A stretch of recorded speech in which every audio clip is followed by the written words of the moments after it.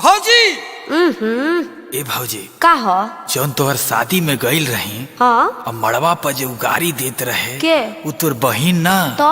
JCB के machine रहे। अरे बा अब बड़ी कोड़ कोड़ के गाली देले बिया। ओकर चेहरा हमारा आँखी से उतरत नहीं के। अच्छा ए भौजी का? अब तू ही कोनो उपाय लगावा। अरे मोट रहे ना तनी सा छोट रहे। अरे करियठी का? ना तू तो गोर रहे। अच्छा नटुरी ना तू तो चटुरी रहे, चाट खात रहे।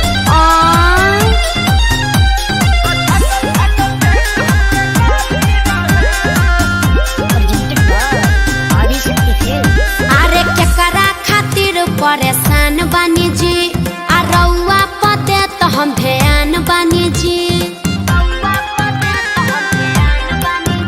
अरे केकरा खातिर परेशान बानी जी, आ रउआ पते तो हम ध्यान बानी जी।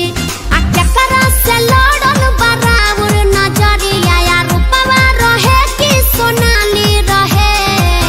अरे बताएब तब नु हम जानब देवर जी। तो सुन, हाथे माइक मुंह में ओकरा गाली रहे, आ ओठे उतल दूधवा के छाली रहे। ना जाने कैसन नशा कैले साली रहे, आ छाटल छाटल देत हमके गाली रहे।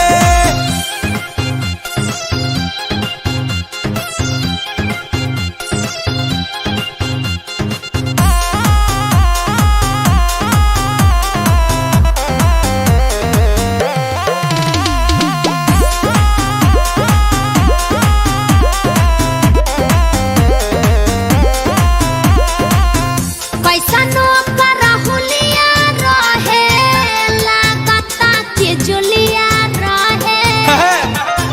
मारी तर खूबे कामकाबत रहे, मुंह डांड एक संग ही हिलावत रहे। केकरा से प्यार को के रउआ चली आईनी, का चाय के पियावा तू पियाली रहे। हम तो कॉफी पीते। अच्छा हाथे माइक मुंह में ओकरा गाली रहे, हाँ। आ ओठे उतल दूधवा के छाली रहे। ओहो। ना जाने कैसन नशा कैले साली रहे, आ छातल छातल हमके देत गाली रहे।